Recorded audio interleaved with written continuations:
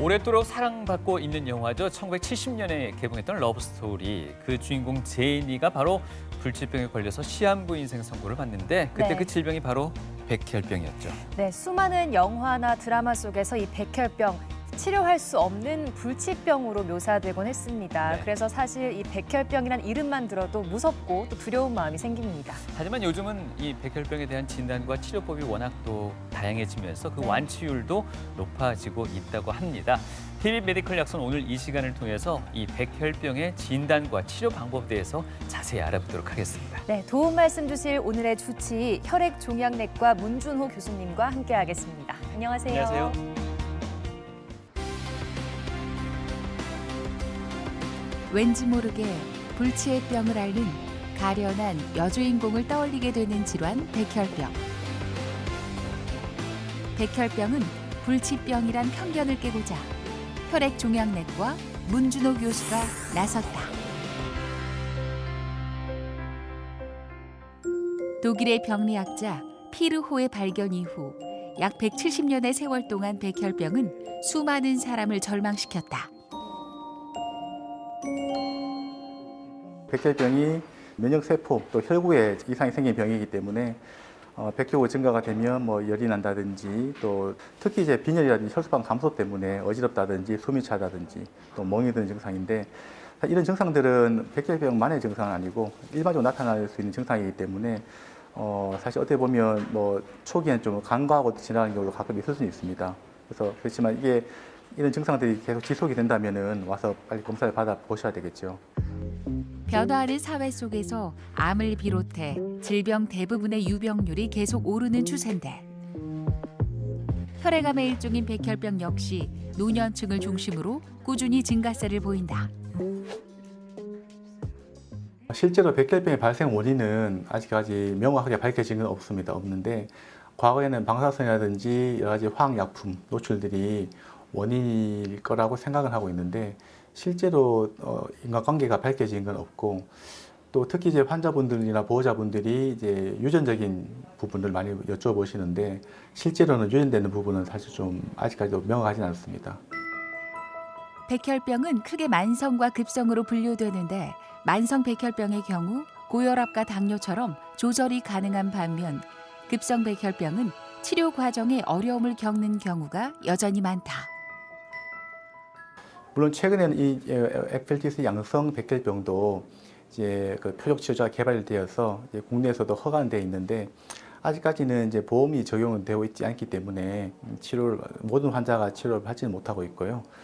물론 이제 이런 치료를 받더라도 이 백혈병 자체는 이제 골수이식을 완치를 위해서 시행을 해야 되는 상황입니다. 하지만 백혈병은 결코 난공불락의 불치병이 아니다. 백혈병을 이겨내기 위한 새로운 항암제와 치료 기술은 지금도 속속들이 개발되고 있다.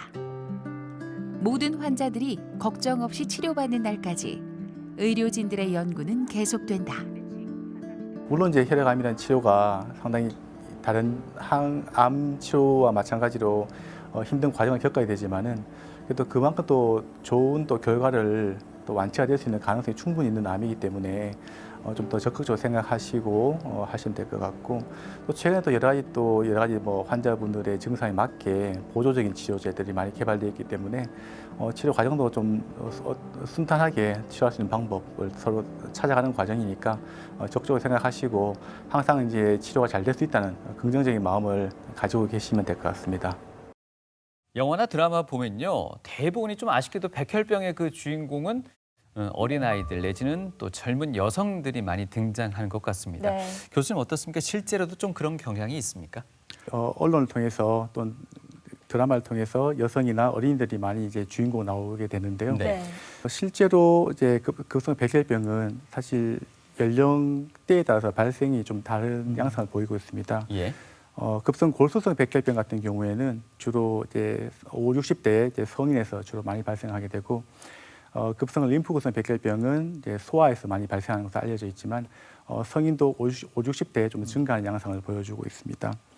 그래서 성비를 보게 되면 실제로는 이제 여성이 많이 이제 주인공으로 등장하기 때문에 여성이 많다고 이제 생각하실 수는 있지만은 남성분들이 조금 더 발생률이 많은 경향을 보이고 있습니다. 네. 네, 혈액암이라고 하셨으니까 먼저 혈액이 무엇인지부터 알아봐야 될 것 같습니다. 성인의 경우에요, 약 4에서 6리터의 혈액이 온몸 구석구석을 돌아다니고 있다고 합니다. 네. 자, 혈액은 어떻게 만들어지고 또 어떤 역할을 하는지 먼저 설명해 주시죠. 골수는 이제 혈액들이 만들어지는 장소라고 알려져 있습니다.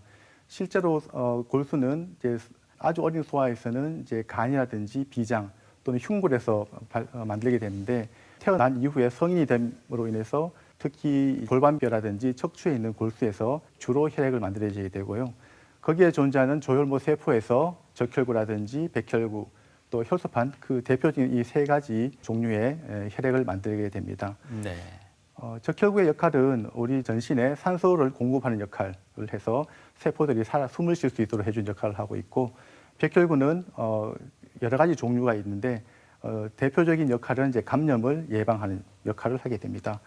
혈소판은 특히 이제 저희들이 한 번씩 멍이 잘 든다는 말을 많이 하게 되는데, 그런 출혈을 방지할 수 있는 역할을 하고 있습니다. 네. 오늘 저희가 자세하게 알아볼 이 백혈병이 말씀해 주시는 이것들 가운데 백혈구에 뭔가 이상이 생겼다, 그래서 백혈병이다, 이렇게 이해하면 되겠까요? 네, 맞습니다. 예. 네. 그 급성 백혈병이 어떻게 발생하는지에 대해서 말씀을 좀 드리도록 하겠습니다.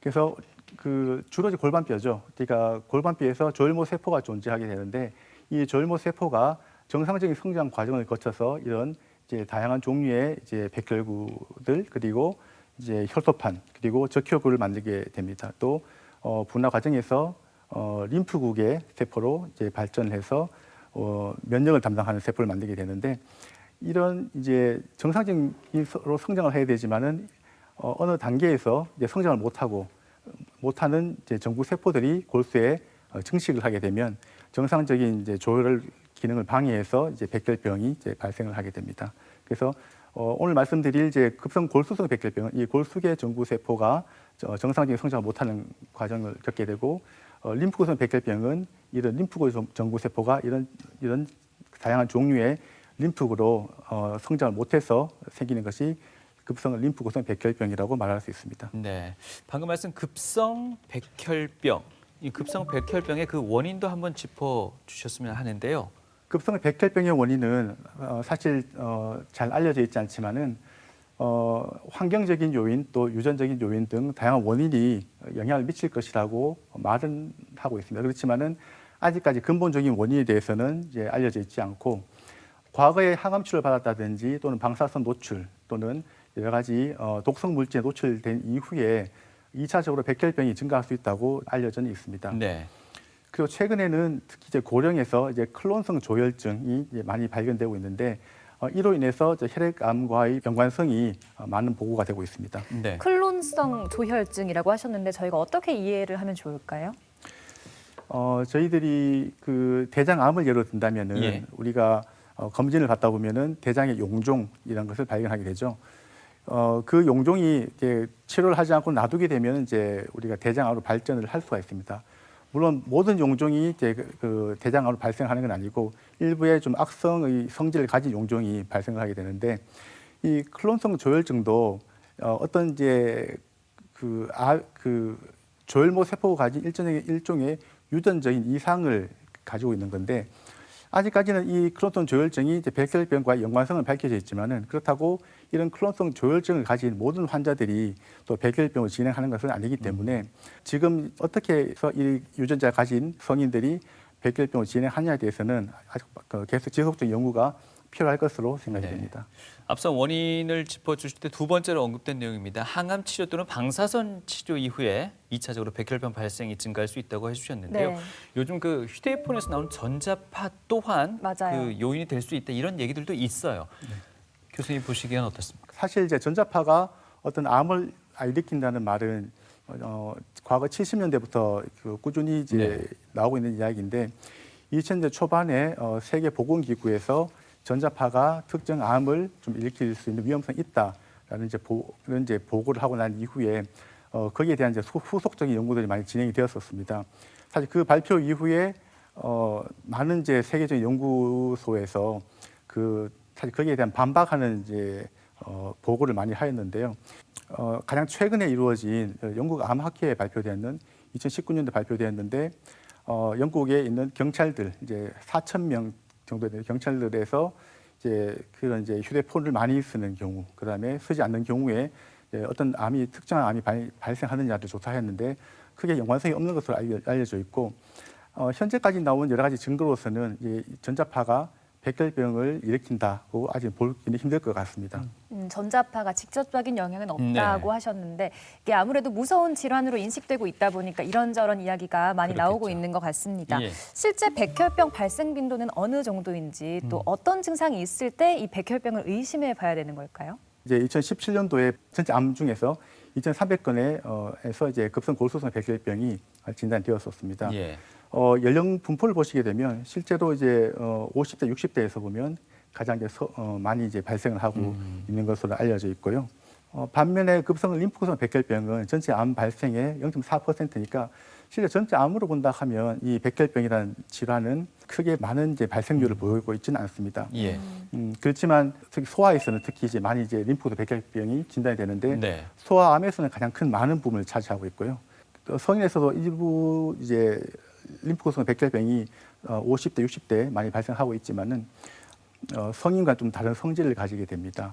사실 백혈병에 대해서 우리가 가장 걱정하는 것은 이 백혈병은 상당히 빠르게 발생을 하고 진행을 하기 때문에 좀 더 무서운 암이라는 인식이 더 큰 것 같습니다. 예. 실제로 급성 백혈병의 증상은 혈구의 부족에 또는 이상에 의한 증상인데 실제로 급성 백혈병이 이제 병원에까지 오기까지는 평균 길게 한 달, 평균적으로 한 2주 만에 보통 많이 방문을 하게 됩니다. 그만큼 병이 빨리 진행하고 급격하게 진행하기 때문에 환자들이 그 기간 동안 이제 증상이 심하게 나타나기 때문에 오게 되는데요. 특히 이제 가면 심한 빈혈이 발생할 수 있기 때문에 피로하다든지 어지럽다든지 또는 그 심장이 좀 많이 빨리 뛴다는 증상으로 많이 오게 되고 이런 또 백혈구가 뭐 증가하는 경우도 있고 감소하는 경우도 있는데 이게 수치가 증가한다 하더라도 면적 자체가 떨어지기 때문에 이런 감염이라든지 또는 폐렴 또는 이제 발열로 병원에 방문을 하게 됩니다. 네. 그 외에 혈소반 이상으로 인해서는 이제 이런 출혈이 가장 큰 증상이 되겠죠. 하게 됩니다. 또 그 외에 보면 이 그 미성숙한 암세포들이 여러 가지 뼈라든지 또는 잇몸 이런 데 침착을 하기 때문에 뼈가 아프다든지 또는 잇몸이 붓는다든지 또는 간 또는 비장이 커지기 때문에 배가 불러서 온다든지 하는 증상으로도 이제 많이 이제 방문을 하게 됩니다. 예. 이 사진에서 보게 되면 이제 이 백혈병 세포들이 잇몸에 침착을 해서 잇몸이 부어 있는 증상이고 예. 실제로는 여기서 출혈도 많이 일어나게 되고요. 또 흔히 볼 수 있는 이런 이제 점상 출혈이라 하거든요. 아주 작은 이제 빨간 반점이 생기게 되는데 물론 뭐 이런 걸 보인다 하더라도 이게 다 100% 백혈병인 건 아닙니다. 또 다른 원인도 많이 있기 때문에 그에 대한 감별이 필요할 거고 또 림프구성 백혈병 같은 경우에는 이런 전신에 있는 림프절에 비대 또 CT 사진에서 보시게 되면 복부 안에 이런 큰 혹이 존재하게 되거든요. 그리고 좀 심하게 온다면 이렇게 상당하게 앞에 봤던 점상 출혈과는 다르게 전체적으로 푸르게 이렇게 멍이 든 증상이 보이는데 백혈병 중에서도 특정 종류에서는 이렇게 심한 출혈 또 이렇게 뇌출혈로 내원하게 되는 경우도 종종 있게 됩니다. 예. 사실 저희가 뭐 건강검진을 받습니다만 혈액 검사 결과에 대해서도 상당히 민감합니다. 네. 모든 항목에 있어서 적정 범위 내에 있으면 다행인데 단 0.1이라도 적정 범위를 넘어서면 상당히 불안해지는데요. 그렇죠. 백혈구 수치 같은 경우에도 이토록 민감하게 저희가 좀 반응을 할 필요가 있을까요? 어떻습니까? 실제로 검진을 받으시고 혈구 수치가 낮다든지 또는 좀 높다 해서 많이 방문을 하시게 됩니다. 물론 이제 수치가 이상이 있다고 하면은 좀 더 전문적으로 그 수치가 왜 올라갔는지에 대한 조사를 해야 되겠죠. 해야 되고 그렇지만은 단순하게 수치가 낮다 했을 때 반드시 백혈병이 있는 건 아닙니다. 일반적인 몸의 염증이라든지 또는 어떤 특정한 약제를 복용할 때도 백혈구가 올라간다든지 또 떨어질 수 있기 때문에 우리가 보통 이제 검진 차원에서 이제 수치가 이상이 있다면은 그 이후에 백혈구가 어떤 이제 종류로 구성이 되어 있는지에 대한 정밀한 검사를 통해서 실제로 이분이 이제 과연 이제 더 추가적인 검사를 해야 될 것인지 아니면은 좀 경과를 봐도 될 것인지를 결정할 수 있을 것 같습니다. 그래서 네. 그럼 검사를 해야겠다 진단되는 경우에는 어떤 과정을 통해서 검사가 이루어지나요? 백혈병의 진단은 기본적으로 이제 혈액 검사를 하게 되겠죠. 혈액 검사를 통해서 이제 수치를 확인하게 되는데 단순한 수치를 보는 것이 아니고 과연 이제 수치가 보더라도 이제 좀 더 추가적인 검사가 필요하다 하면 이 혈액에서 우리가 그 현미경으로 보는 이제 말초 혈액 도말 검사를 기본적으로 하게 됩니다. 예. 그래서 이 말초 혈액 도말 검사를 통해서 어떤 이상한 세포가 보인다면은 골수 검사를 통해서 진단을 하게 됩니다. 보시게 되면 골수 검사는 이렇게 엉덩이뼈를 통해서 접근하게 되는데 이 피부를 통하면 이제 뼈를 구성하고 있는 뼈에 도달하게 되는데 이 부분을 뚫고 들어가서 뼈 안쪽에 있는 좀 부드러운 부분에 골수가 존재하게 되거든요. 그래서 이 골수에 대한 골수를 이제 채취를 해서 그 암세포가 보이는지 또는 어떤 암세포 가진 성질에 대해서 염색체 검사 그리고 또 분자 유전학적인 검사를 통해서 최종적으로 이제 백혈병을 진단을 하게 됩니다. 그래서 이거 실제로 골수 검사 사진인데요. 그 왼쪽에 보시게 되면 이 세포들은 이제 급성 골수성 백혈병을 나타내게 되고 전체적으로 적혈구에 비해서 좀 큰 양상을 네. 보이게 되고 세포도 색도 크고 이런 양상을 보이게 되고 상대적으로 림프 구성 백혈병은 골수성 백혈병에 비해서는 좀 크게 좀 작게 나타나지만은 이 핵이 크고 빠르게 분열하고 있는 이런 세포를 보이기 때문에 골수 검사를 통해서 우선 형태학적인 진단을 우선적으로 하게 됩니다. 예. 그렇지만 백혈병 가진 성질을 알기 위해서는 이제 형태뿐만이 아니라 암이 가진 이제 유전적인 이상을 보게 되는데 특히 이제 염색체 검사가 가장 기본적인 검사가 됩니다. 염색체 검사를 통해서 어떤 염색체 이상, 이분 같은 경우에는 15번, 17번의 염색체가 이상이 있는데 17번 좀 짧아져 있죠. 그다음에 예. 15번이 좀 길어져 있는 이제 15번, 17번에 좀 전이가 나 있는 것을 알 수가 있습니다. 그리고 과거에는 이제 염색체만으로 진단했다면은 최근에는 좀 더 정밀하게 암이 가진 성질을 보기 위해서 여러 가지 분자 유전학적 검사를 통해서 더 다양한 종류의 또 세분화된 진단을 하게 되고 이를 통해서 좀 더 정확한 약제를 투여할 수 있는 근거가 되기도 합니다. 네. 보통 암의 경우에는 초기, 중기, 말기 이렇게 구분하곤 하지 않습니까? 네. 백혈병 같은 경우는 어떻습니까? 폐암이라든지 뭐 대장암과 다르게 혈액암은 사실 골수에서 발생한 암이 전신을 돌아다니기 때문에 기존에 우리가 알고 있는 어떤 병기, 일반적으로 말하는 1기, 2기, 3기, 4기와는 다른 병기를 가지게 되는데 예.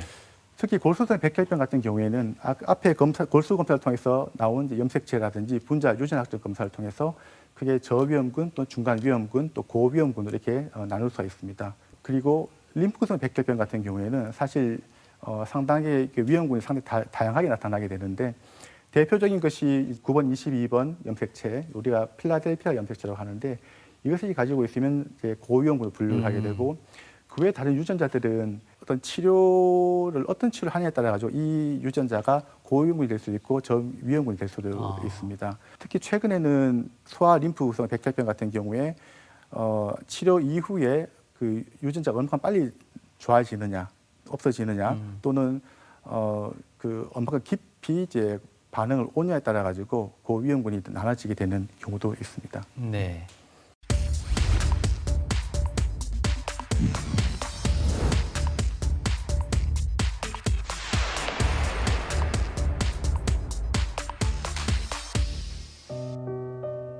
(20대의) 나이에 받은 청천벽력 같은 백혈병 진단. 홀몸이 아니었기에 하영 씨는 더욱 걱정이 컸다.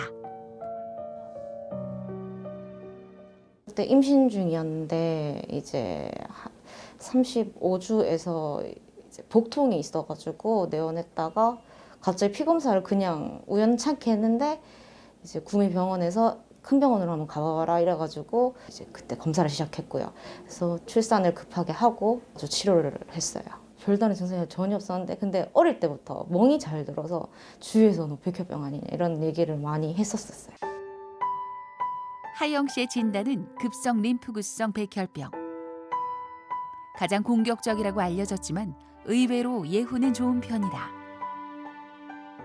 필라델피아 양성 급성 림프구성 백혈병이고 젊은 분이기 때문에 사실은 실제로는 항암 치료하고 조혈모세포 이식을 해야 됩니다. 해야 되는데 환자분이 막 이제 아기를 낳고 이제 병이 진단되었기 때문에 여러 가지 상황이 이제 항암 치료 이식까지는 진행을 못하겠다고 본인이 이야기하셔가지고 그래도 다행히 요즘에는 이제 이런 필라델피아 양성 백혈병에서는 이제 다른 이제 표적 항암제들이 많이 개발되어 있기 때문에 그 약으로 지금 치료를 하고 계시고 현재 하영 씨는 3차까지 항암 치료를 마쳤다. 앞으로의 목표는 완전 관해 상태의 유지다. 백혈병 이런 거 하면 골수 검사하고 이런 거를 막 드라마에서 보고 이랬어가지고 그런 게 좀 겁이 났고요. 또 아무래도 출산하고 이제 아기 생각 때문에도 더 좀 그랬고 치료가 잘 될까 제가 혹시나 죽는 병은 아닐까 이 생각에 막 너무 좀 겁이 났던 것 같은데 근데 생각보다 교수님이 담담하게 요새는 이제 흔히 치료할 수 있는 병이다라고 얘기해 주셔서 그나마 좀 안심을 많이 했고요. 쉽지 않은 과정이지만 하영 씨는 완치를 향해 조금씩 나아가고 있다. 내가 아프지만 않았더라면은 그냥 평범하게 다 누릴 수 있는 것들인데 예를 들어 저는 회도 못 먹거든요. 수치 낮을 땐 생야채든 김치, 우유 뭐 이런 것도 다 못 먹어요. 그러니까 평소에는 못 느꼈는데 내가 이런 병이 있어서 이런 거 못 먹는다 생각하니까는 좀 마음이 좀 그런데 완치되면 애기랑 여행도 다니고 싶은데 근데 지금은 또 코로나 때문에 그러니까는 어쩔 수 없지만은 몸만 좋아진다면은 애기랑 많이 다니고 싶어요. 네, 많은 환자분들 또 보호자분들과 함께 하셨을 텐데 좀 가장 기억에 남는 환자분 어떤 분이 계실까요? 어떻게 보면 치료를 하고 또 나빠졌던 분들이 더 이제 기억에 많이 남게 되고요. 상당히 이제 고등학교 학생이었는데 그리고 환자가 병이 나빠지게 되는데도 오히려 본인도 그걸 느꼈는지 좀 더 어머니와 부모님들 더 이제 위로하는 모습을 안심시키는. 보았을 때 예. 상당히 좀 가슴이 좀 뜨거웠던 것 같습니다. 네. 어쨌든 요즘은 그래도 완치율이 점점 더 높아진다니까 그래도 그런 면에서는 상당히 위로가 되는 것 같습니다. 사실 그런데 이게 백혈병이라는 게요. 일반 종양 같으면 내시경으로 보고 그냥 떼내면 또 네. 되지 않을까 싶은데 혈액에 어떤 문제가 생긴다는 건 이거 어떻게 치료가 가능할까요? 네. 혈액암은 사실 근본적으로 골수에 있는 암을 치료를 하기 때문에 예. 우리가 일반적으로 생각하는 또는 알려져 있는 암들과는 치료의 경과 또는 치료의 강도가 상당히 다르게 됩니다. 크게 나눠 본다면은 백혈병의 치료는 이제 관해 유도 항암 요법. 이것은 처음에 진단되었을 때 골수에 이제 많은 암세포가 존재하기 때문에 이 암세포를 최대한 없애주기 위한 어떻게 보면 가장 처음에 강한 치료가 들어가게 되죠. 그게 그 다음에 암세포가 좋아지고 나면 관해가 획득이 되고 나면 그 위에 관해를 그 암이 재발하지 않도록 또 유지해주는 치료를 하게 되는데 그것이 공고항암요법 또는 이제 병의 앞에 보았던 위험군에 따라서 조혈모세포 이식으로 이제 하게 됩니다.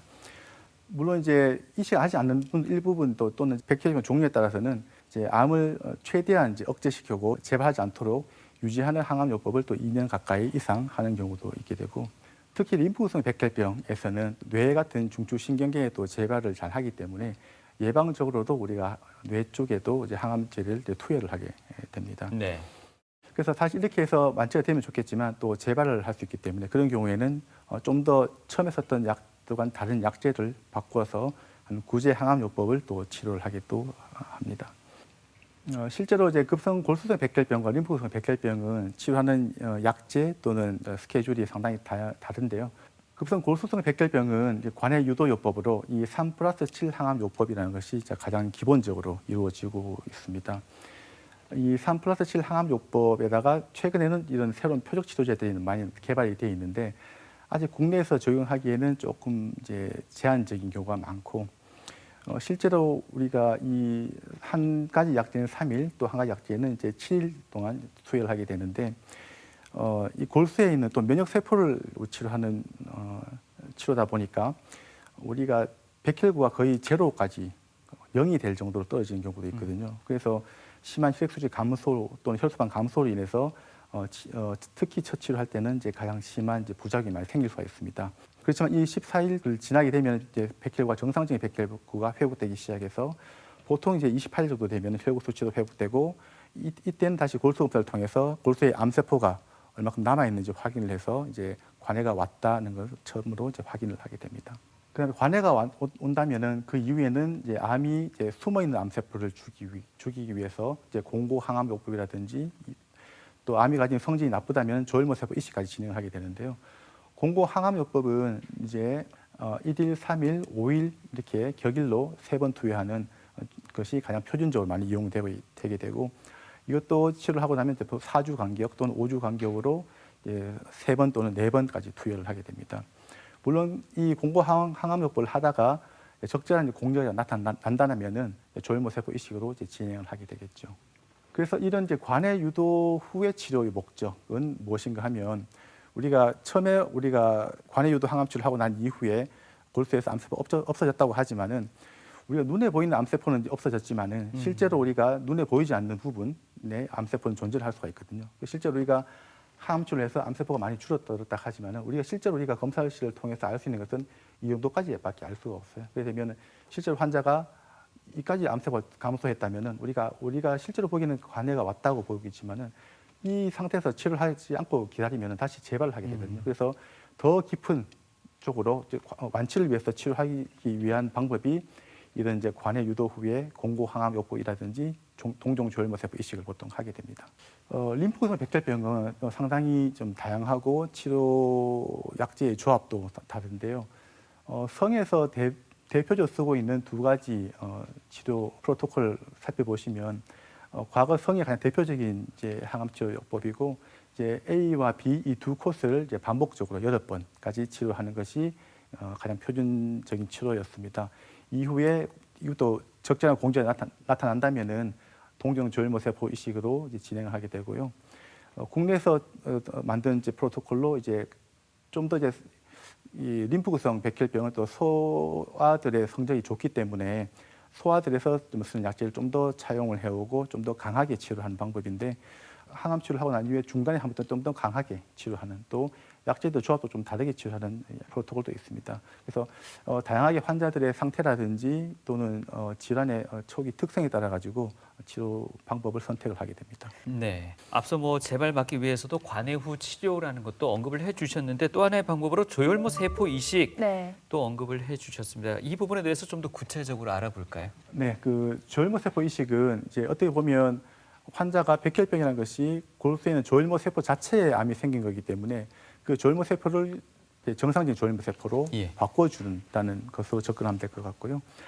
과거에는 골수 자체에서만 조혈모세포를 채취를 할 수 있었기 때문에 공여자의 골수에서 직접 이제 골수를 채취를 해서 환자한테 투여를 하게 됩니다. 그렇지만 최근에는 그 말초 혈액에서도 골수에 존재하는 조혈모세포가 일부 존재를 할 수 있다는 걸 밝혀졌고 그런 이제 조혈모세포를 채집을 해서 이식을 가능하게 됩니다.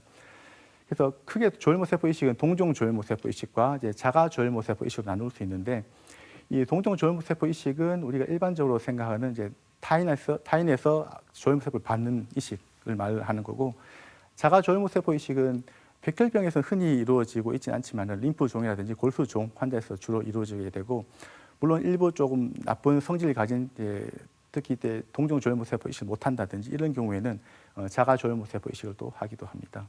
그래서 조혈모세포는 잠깐 언급드렸지만 이제 크게 골수와 또 말초 혈액 그리고 제대 혈로 나눌 수가 있습니다. 왼쪽 장면을 보시게 되면 실제 수술방에서 골수를 채취하고 있는 것인데요. 공여자는 이제 마취를 통해서 자면 엉덩이뼈에서 이제 골수를 채취를 하게 됩니다. 아무래도 전신 마취를 해야 된다는 것 때문에 공여자한테 조금 부담이 될 수는 있는 이제 공여 방식이죠. 네.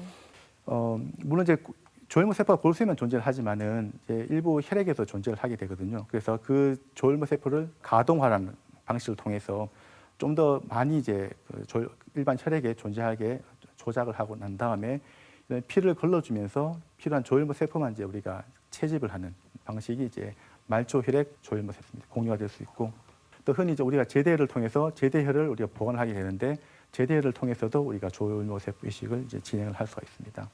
실제로 그 조혈모세포 이식의 방식이 많이 변화가 되어 있는데 과거에는 이런 골수 이 연두색 부분이 이제 골수 이식입니다. 골수 이식인데 과거에 골수를 공유한다고 생각했을 때는 그 공여자 입장에서도 전신 마취를 해야 되고 또 수술방에서 1시간 이상의 그 수술 과정을 거쳐야 되기 때문에 상당히 부담이 되었습니다. 부담이 되었는데 최근에 말초 조혈모 세포 이식이 이제 많이 진행되고 난 이후부터는 전신 마취를 할 필요도 없이 또 편리하게 공여를 할 수 있기 때문에 말초 혈액이 주로 이제 공여를 많이 하게 되고, 공여를 하기 위해서는 일반적으로 많이 질문을 받게 되는데 이제 혈액형이 맞으면 공여할 수 있느냐 많이 물어보는데 조혈모 세포 이식은 혈액형하고는 관계없고 이제 조직 접합형이라는 것이 일치를 해야지 공여를 할 수 있습니다. 그래서 조직 적합형은 이제 형제 공여자 같은 경우에는 이론적으로 25% 정도 맞을 수 있기 때문에 가장 이제 많이 이제 초기에 이루어졌는데, 그렇지만 최근에는 아무래도 핵과적화 시대다 보니까 형제가 많이 없는 경우도 있고 또 고령의 환자에서는 또 형제들이 너무 나이가 많아서 공유하기 어려운 경우가 있기 때문에 예. 골수 은행을 통한 타인 공여자도 많이 찾게 되고 또 이제 없으면 제대혈 이식을 또 많이 했었죠. 불과 몇 년 되지 않았지만은 최근에는 이제 그 조직 적합형이 일치하지 않더라도 이제 공여를 할 수 있는 이제 반일치 공여자, 쉽게 말하면 부모 자식 간의 공여도 가능하게 됩니다. 실제로 타인 공여자 등록 현황을 보게 되면 많은 환자들이 저희 우리나라에서 기증을 하게 되고 실제로 2018년 기준으로 한 30만 명 이상의 공여자가 등록이 되어 있는 상황입니다. 개개인으로 본다면 타인 공여자가 환자와 조직형 일치할 확률은 1%도 안 됩니다. 안 되지만은 워낙 많은 풀들이 등록이 되어 있기 때문에 그 중에서 이제 찾아서 이식을 할 수 있는 거죠. 그래서 국내 조혈모 세포 이식 누적 건수를 살펴보게 되면 뭐 백혈병에서 많이 하고 있지 않지만은 이제 림프종과 골수종이 또 대표적인 혈액암이기 때문에 자가 조혈모 세포 이식이 많이 이루어지고 있고 되고, 과거에는 이런 형제 공여자가 이제 주를 이루었다면은 최근에는 이런 또 타인 공여자가 거의 형제와 비슷하게 올라왔죠. 2000년대 초반부터는 이제 반일치 공여자. 왜냐하면 이제 우리가 타인을 찾아보지만 타인도 없는 경우가 사실 많이 있거든요. 많아서 우리가 해외에서도 조혈모 세포를 이제 찾고 하는데 최근에 이런 반일치 공여가 가능하게 됨으로 인해서 이제 많이 이제 증가를 하고 있는 추세입니다. 그래서 실제로 기증을 하기 위해서는 국내에서는 두 가지 큰 기관이 있는데 한국조혈모세포은행과 가톨릭 조혈모세포은행을 통해서 또는 또 대한적십사를 통해서도 이제 기증 의사를 밝힐 수 있고, 기증 의사를 밝히게 되면 간단한 피검사를 통해서 조직형에 대한 확인을 하게 되고 그것이 이제 우리가 데이터베이스에 저장이 되겠죠. 예. 그 이후에 기다리고 있으면은 공여하겠다는 분과 일치하는 분이 나타난다면은 기증 의사 다시 물어보게 되고 환자의 그 공여자 상황에 따라 가지고 이제 그 기증 의사를 밝히게 되면 이제 진행을 하게 됩니다. 공여자가 나타났을 경우에 이식에 이르기까지는 시간이 얼마나 걸릴까요? 우리가 조혈모 세포 이식을 하기 전에는 아무래도 암 자체가 우선은 어느 정도 조절이 돼야지 이식도 더 성공을 할 수 있을 확률이 높습니다. 그래서 우선은 항암 치료를 통해서 그 기본적인 항암 치료를 통해서 암세포를 죽이는 것이 가장 큰 이제 순서고요. 이식을 하더라도 공여가 결정이 된다 하더라도 환자에서도 골수를 받을 수 있는 준비를 해야 되거든요. 그래서 이식 전에는 보면 일반적인 항암보다 좀 더 강한 항암제가 보통 투여가 되게 됩니다. 또는 전신 방사선도 투여하게 되게 되는데요. 네. 이를 통해서 환자의 면역 기능을 억제시켜야지 이식된 세포가 정상적인 생착을 통해서 살아남을 수 있는 환경을 만들어주게 되고, 또 이렇게 또 강한 치료를 통해서 우리가 눈에는 보이지 않지만 이제 숨어 있는 암세포를 또 죽여주는 것도 한 가지 목적이 될 수 있습니다. 그리고 환자의 골수에 아무래도 좀 정상적인 세포가 아무래도 남아 있다면은 이식된 세포는 처음에 양이 적기 때문에 그게 살아남을 수 있는 환경이 떨어지거든요. 그래서 강한 항암 치료를 통해서 골수 자체도 깨끗하게 비워놓는 과정, 이 세 가지 목적을 통해서 위해서 우리가 이식 전 처치라는 이제 강한 항암제 또 면역 치료를 시작을 하게 됩니다. 그래서 종종 조혈모 세포 이식 과정을 보게 되면 이런 보통 한 5일에서 6일 정도 항암 치료 또는 방사선 치료를 통해서 하게 되고 이후에 이제 면역 억제제가 투여를 되게 됩니다. 그리고 동종 조혈모 세포 주입을 하고 난 이후에는 이제 정상적인 생착 과정까지는 보통 한 4주 정도가 평균적으로 걸리게 됩니다. 네, 동종 조혈모 세포를 이식할 때요. 혹시나 적합한 공여자일지라도 또 부작용이 있지 않을까 우려가 될 것 같거든요. 우리가 이식을 처음 시작했을 때 조직 적합형이 일치하는 공여자밖에 이식을 못했던 이유는 조직 접합형이 다르게 되면은 이식 후에 환자와 공여자가 서로 면역 세포가 싸우는 과정이 발생하게 됩니다. 그걸 통해서 이제 우리 이식변대 숙주병이라는 말을 하게 되는데요.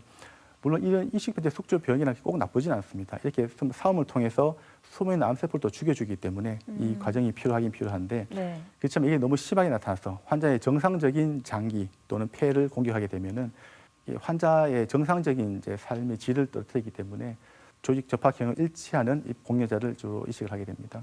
그렇지만 최근에는 여러 가지 면역 억제제라든지 치료법의 개발을 통해서 이제 반일치 이식 같은 접합형이 다른 공여자도 이식할 수 있게 됐고요. 예.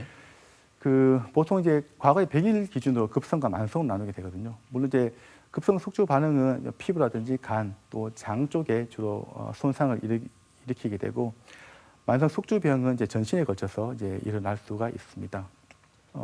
실제로 이 환자 같은 경우에는 상당히 치료 기간이 길죠. 이분은 과거에 림프종을 치료받고 항암 치료를 받은 이후에 상당히 이제 완치로 상태로 지내다가 예.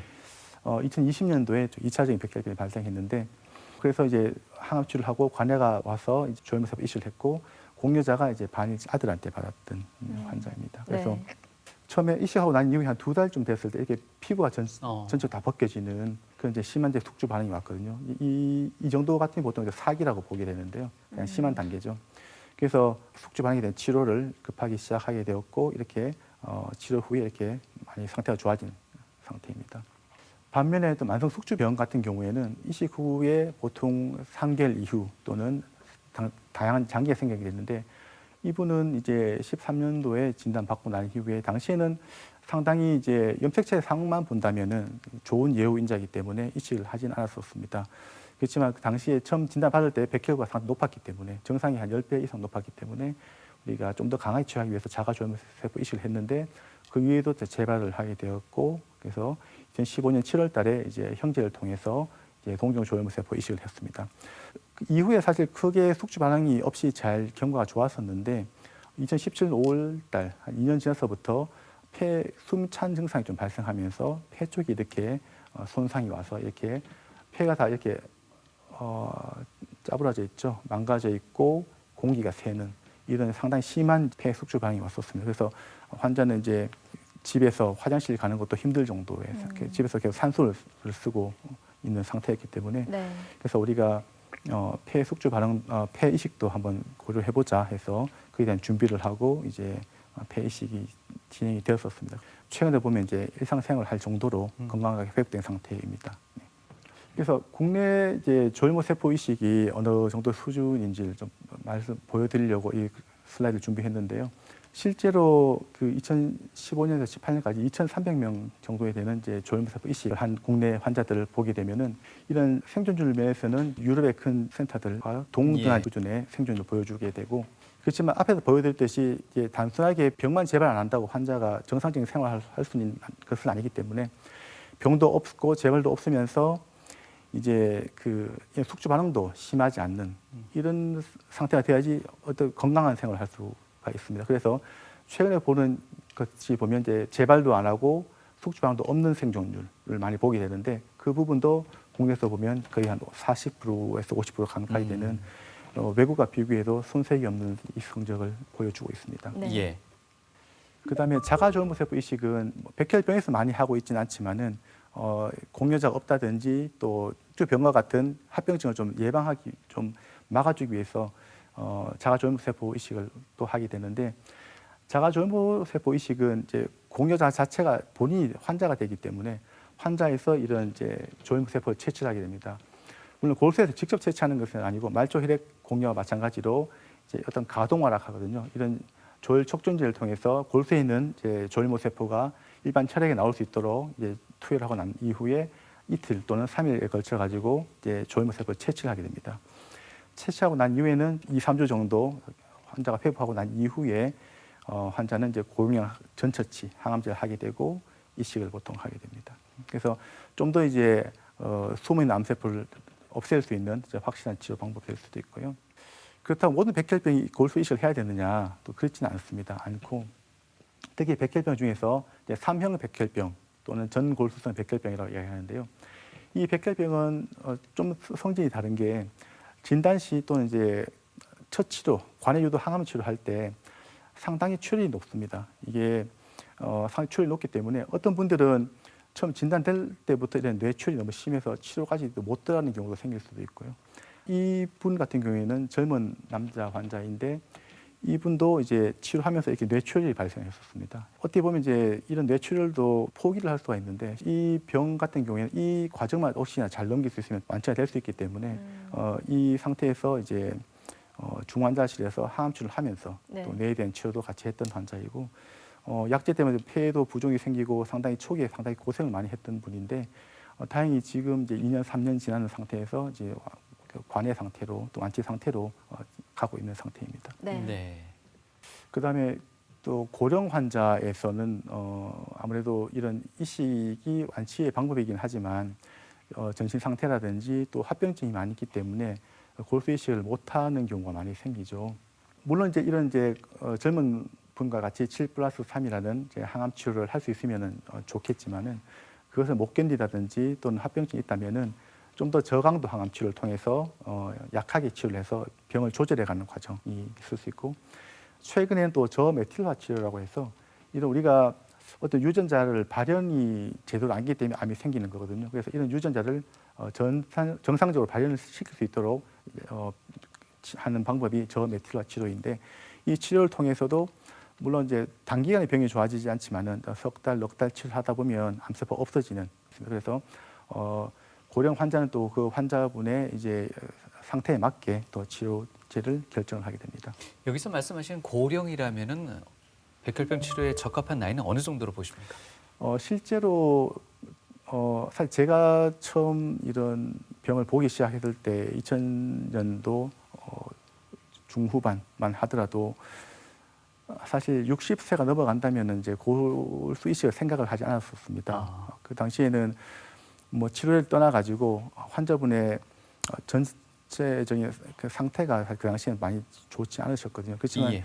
최근에는 70세, 80대 되는 분들도 상당히 적극적인 치료를 하는 분들도 계시고 본인들도 치료에 대한 의지를 보이신 분이 계시기 때문에 어떤 분은 70, 뭐 80세가 되지만은 이런 고강도 치료하시는 분도 계시고요. 네. 네. 현재 국내에서는 최근에 바뀐 것은 70세까지 골조혈모세포 이식이 이제 그 허가가 됩니다. 허가되고 물론 이제 70세 넘어가더라도 본인이 원한다면은 조금 비용의 부담은 있지만은 진행을 할 수는 있습니다. 예. 네. 고령 환자의 치료법까지 알아봤습니다. 네. 요즘은요 또 암세포만 공격해서 치료를 하는 표적 그렇죠. 치료제들이 예. 많이 또 개발이 되면서 환자분들과 보호자분들이 희망을 갖고 있는데요. 이 백혈병도 표적 치료제로 희망을 가져볼 수 있겠습니까? 사실 모든 암들에 비해서 이 백혈병은 이 표적 치료제 개발이 좀 상당히 더딘 편입니다. 왜냐하면 초기에 워낙 병이 그 미성숙한 세포들이고 또 면역 세포에 작용하기 때문에 이런 약제들 자체가 또 환자의 면역을 떨어뜨릴 수가 있거든요. 그렇게 되면은 아무래도 다른 감염 같은 위험성 때문에 또 골수 자체가 회복이 안 되는 것 때문에 개발 좀 더뎠던 것도 있는데 최근에는 그래도 이제 이런 유전적인 표적을 통해서 약제들이 개발되고 있고 국내에서도 현재 도입은 되고 있습니다. 도입은 되고 있고 그렇지만 아직까지 본인이 좀 부담을 해야 된다는 그런 제약이 있습니다. 림프구성 백혈병 같은 경우에는 이제 특히 이제 그 필라델피아 염색약 양성인 림프구성 백혈병은 예고 상당히 나쁜 쪽으로 우리가 보았었는데 이런 약제들이 개발이 됨으로 인해서 더 이상 이제 이 필라델피아 염색체 양성의 림프구성 백혈병이 그런 고위험군에 또 포함이 되지 않는 그런 이제 변화가 생기게 되었죠.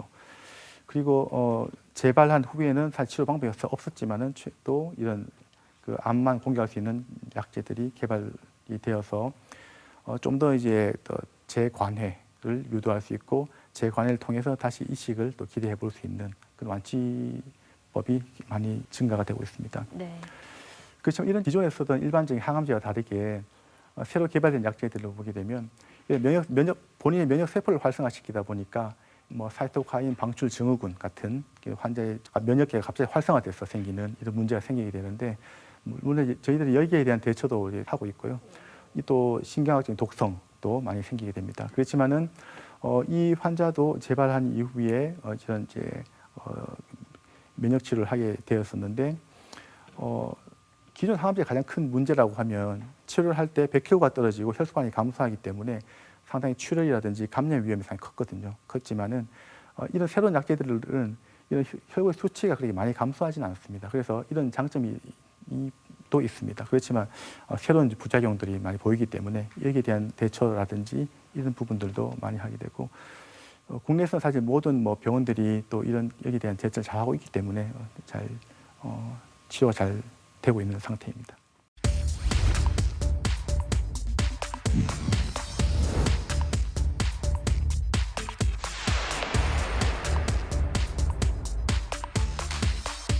백혈병은 주로 TV에서만 많이 봤었고 아이들이 주로 많이 걸리는 병이라고 알고 있습니다. TV에서 봤는데 방사능에 노출되면 백혈병이 걸린다고 그렇게 들었던 것 같아요.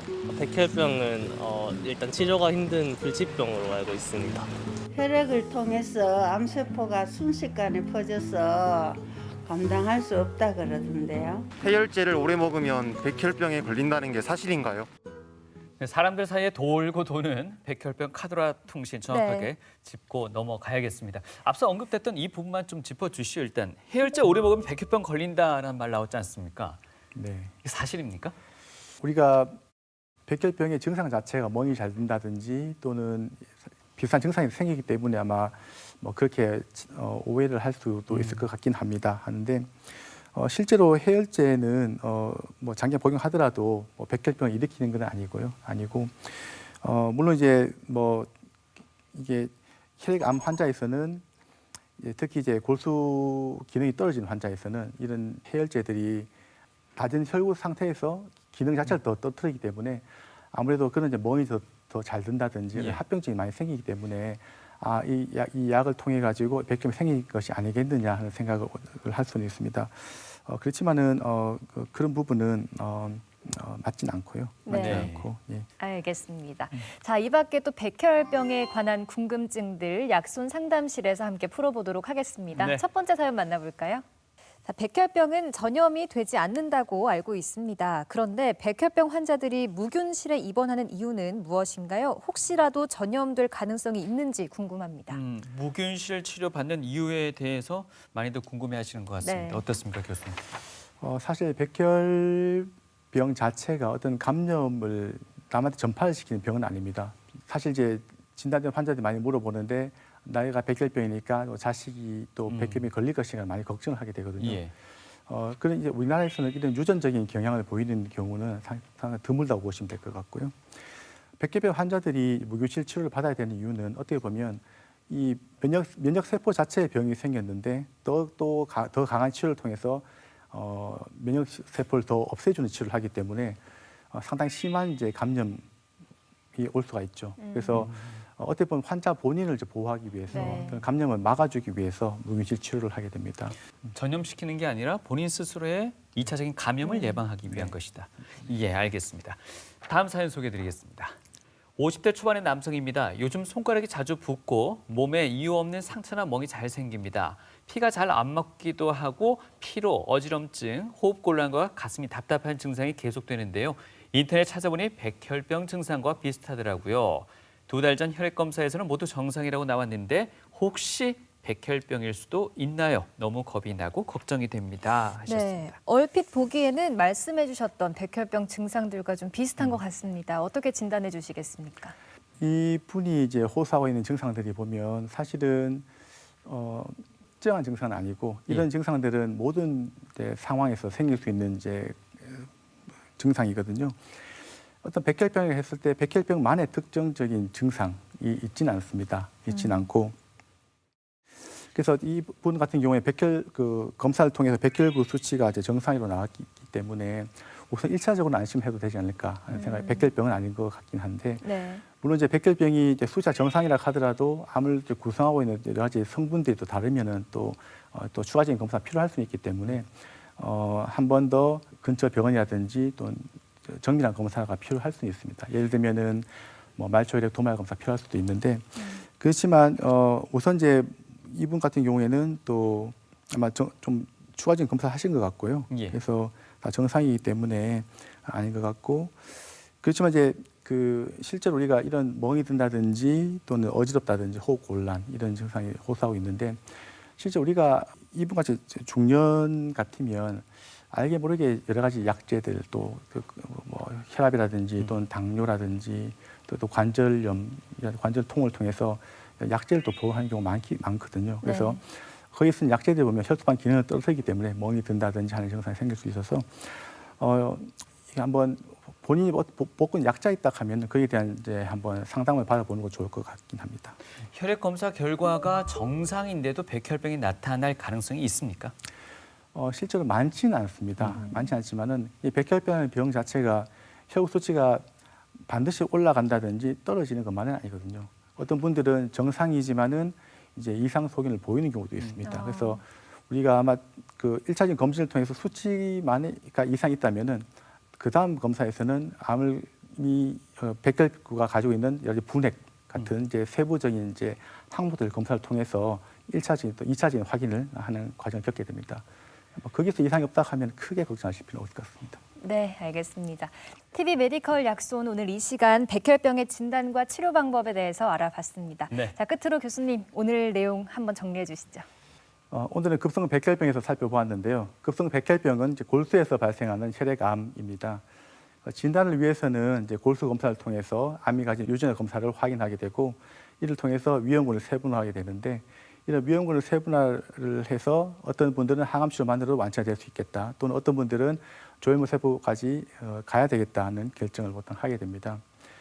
물론 항암 치료 이후에 조혈모 세포 이식이 현재 유일한 이제 완치를 위한 치료법입니다. 그렇지만 최근에는 암이 가진 유전자 변이가 밝혀지고 이에 대한 표적 치료제 그리고 또 면역 치료제가 개발되어서 맞춤형 치료가 가능하기 때문에 좀 더 완치로 다가가고 있는 중입니다. 그래서 혈액암은 치료를 위해서는 사실 저뿐만이 아니라 여러 많은 주위 분들의 도움이 필요합니다. 병동의 간호사들 그리고 진단을 위해서 노력해 주실 분들 이렇게 여러 많은 분들이 노력이 통해서 환자분들을 도와드리고 있습니다. 적극적인 치료에 힘해 주시고 항상 완치가 될 수 있다는 희망을 가지셨으면 좋겠습니다. 네, 백혈병에 대해서 자세하게 알아봤습니다. 네. 이름은 참 익숙한데 사실 주위에서 쉽게 만나지 못하는 질환이다 보니까 정보를 잘못 알고 계시는 분들 꽤 많으셨을 겁니다. 오늘 이 시간을 통해서 백혈병 제대로 알게 된 계기가 되셨으면 좋겠습니다. 게다가 이제 백혈병은 불치병이라고 했던 그런 공식은 이제 연판이 된 것 같죠? 네. 예, 다양한 치료법, 치료제들이 나오고 있으니까 희망 잃지 않으셨으면 좋겠습니다. 오늘 좋은 말씀 주신 분은요, 혈액종양내과의 문준호 교수님이셨습니다. 말씀 고맙습니다.